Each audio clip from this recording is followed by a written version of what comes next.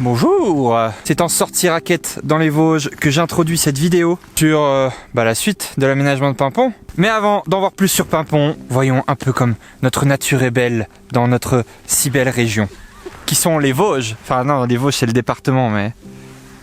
On n'est pas en Alsace, ça? On est peut-être en Alsace. Bon, on est dans les Vosges en tout cas, le massif des Vosges quoi. Ok.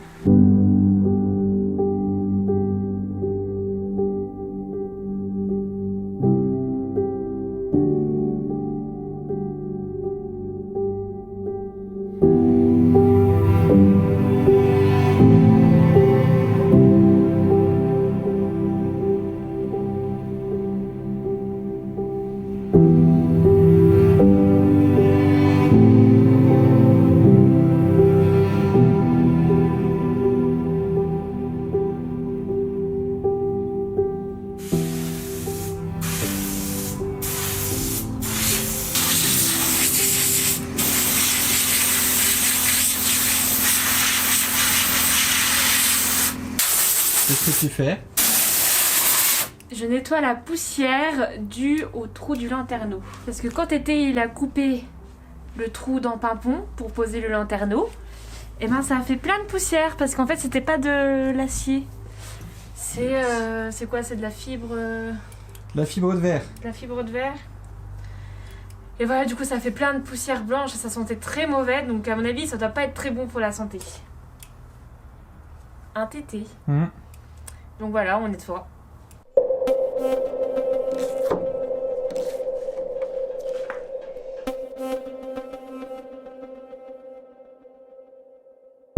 Putain, ils sont durs à enlever ceux-là. Hein. Waouh!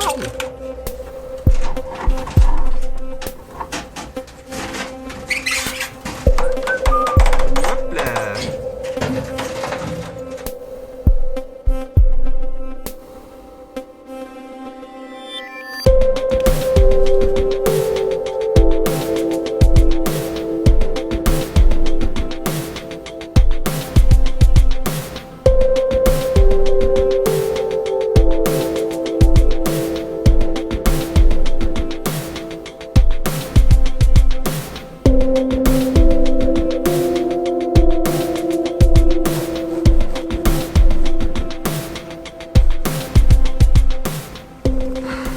Hop, bon, on est à la seconde étape de l'isolation. Ça va, c'est go? Écoute, je fourre les trous. Si vous avez des questions, n'hésitez pas. Bah t'expliques comment? Nous avons ici de la laine Biofibre Trio. Et donc après le liège, le but c'est de poser cette laine partout dans le van pour faire l'isolation au niveau de la chaleur et du froid aussi. Partout, genre partout? Bah même le sol. Savoir que le froid vient aussi du sol. Beaucoup même du sol, je crois. Ouais. On a un ami Je crois que son nom sera coupé. qui a acheté un van chez un concessionnaire. Il nous dit que son sol est genre gelé quoi. Donc du coup, nous on va en mettre partout. Comme ça, on aura chaud. On aura bon chaud. Pour l'isolation, nous on tenait vraiment à avoir l'isolation la plus naturelle possible. Du coup c'est à ce moment-là où je me suis posé la question, mais est-ce qu'aménager un van c'est écolo? Tout commence par le choix du camion. Nous on a choisi Paimpont parce que déjà on a craqué dessus et parce que c'est un véhicule ancien, donc qui dit ancien dit moteur assez simple.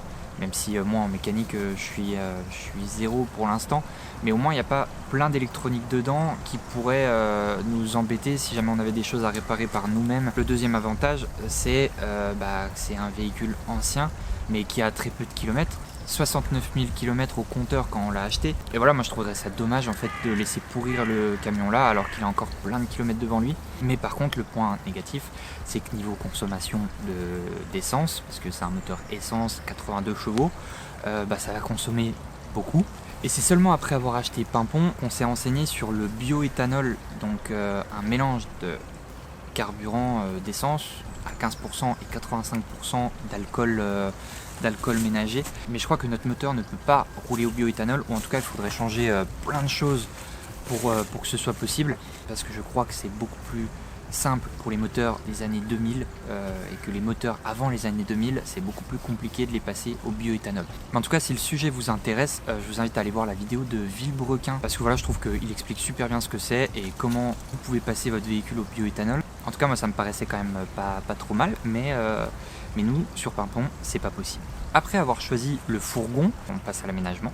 Donc nous, pour l'isolation, vous l'avez vu, on utilise 2 isolations, du liège projeté, donc ça c'est des granulés de liège qui viennent de bouchons de vin recyclés pour l'isolation au-dessus du liège projeté. L'isolation vraiment pour la chaleur et la fraîcheur en été, c'est le mélange de lin, de chanvre et de coton. Ensuite au-dessus de cette isolation, on vient mettre du bois. Donc nous, on fait le choix d'utiliser du bois d'Oukoumé. Et Oukoumé, vous l'avez compris, ça vient pas de la forêt d'à côté. Mais on utilise ce bois, qui est un bois tropical, parce que il est très résistant à l'humidité.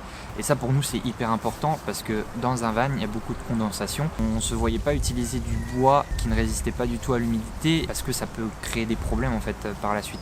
On ne voyait pas d'autre solution que l'Oukoumé en contreplaqué. Mais par contre on s'assure vraiment que le bois vienne de forêts géré durablement, donc avec les logos PEFC et FSC. Ça pour moi c'est en fait le minimum quand on achète des panneaux de bois, de s'assurer que ça vient de forêt durable en fait. Et pour fixer ce contreplaqué, on utilisera des tasseaux de bois, et les tasseaux de bois là c'est du sapin qui vient des Vosges, donc plus local c'est pas possible. Mais je veux surtout vous parler en fait des 2 points qui sont pour moi les plus négatifs. Donc une pierre.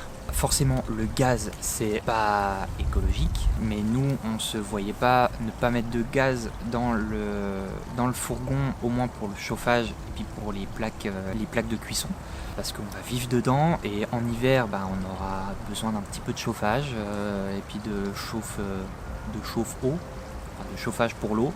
Tout ça a besoin d'une alimentation au gaz, même si je crois que c'est possible avec une alimentation électrique, mais ça consomme du coup énormément. Et justement par rapport à l'électricité, pour moi c'est le 2e point négatif, parce qu'on pense tout de suite électricité, production d'électricité en autonomie, machin, c'est écologique et tout ça, sauf que l'électricité, pour être stockée, on a besoin d'une batterie, et le choix des batteries il est vachement limité. C'est soit des batteries au plomb, soit des batteries au lithium.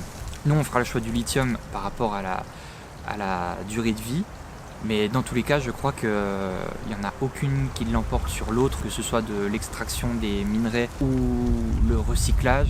C'est un impact écologique assez monstrueux.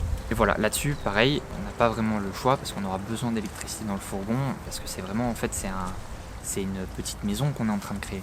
On peut dire que aménager un van, c'est pas du tout écolo, mais pour revenir sur l'électricité, par exemple, ok, ça a un impact écologique assez fort, la production des batteries et le recyclage, mais pendant au moins 10 ans, on pourra produire notre propre électricité, donc de l'électricité verte, et ça c'est un avantage, et j'espère que d'ici 10 ans, quand notre batterie sera plus trop fonctionnelle, j'espère que ce sera possible de les recycler d'une bonne manière. Pour l'instant, je crois qu'on n'y est pas du tout, mais d'ici 10 ans, on croise les doigts.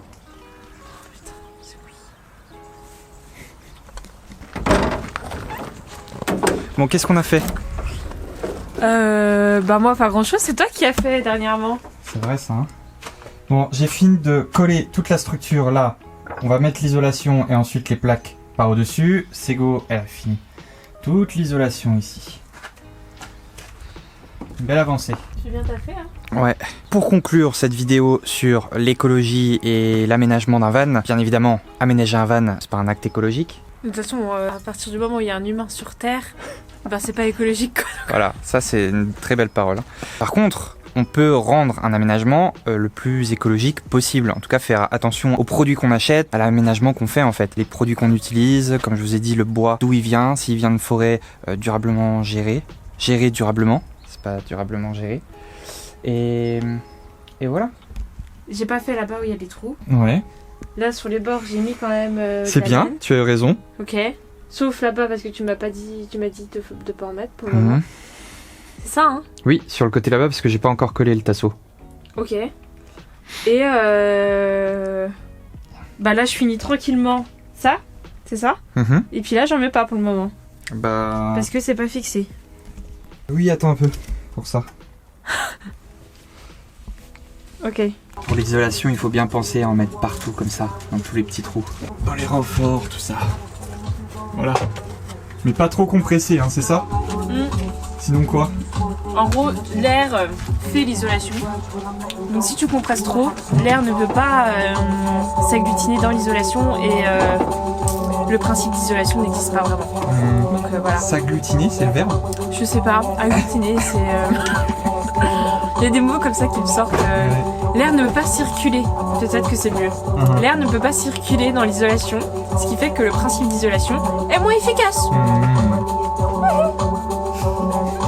Bon, si le moteur est ouvert, vous voyez ça plus tard, hein, pourquoi le moteur est comme ça. Quelle histoire. Quelle histoire. Bon, ça y est, on a quasiment fini toute l'isolation. Donc les sols, c'est fait. Les murs, c'est fait. Et il manque quelques petits endroits en fait par rapport à ce qu'on va mettre après, la bouteille de gaz, la douche aussi dans le fond. On ne sait pas encore où seront les trous et tout ça, donc pour l'instant on préfère laisser comme ça pour pas avoir à redémonter après. Et puis il nous restera aussi le plafond à faire, mais un peu plus tard. Et voilà quoi, ça avance doucement mais sûrement comme d'habitude. En même temps on est des débutants et puis il y a aussi le fait qu'il fasse très très froid, ça nous empêche d'avancer rapidement. Mais voilà, j'espère que cette vidéo vous aura plu. Et puis on se dit à la prochaine, hein. N'hésitez pas à vous abonner. Et puis voilà, dans la prochaine, je sais pas trop ce qui se passera, mais ça avancera un petit peu. Voilà, salut!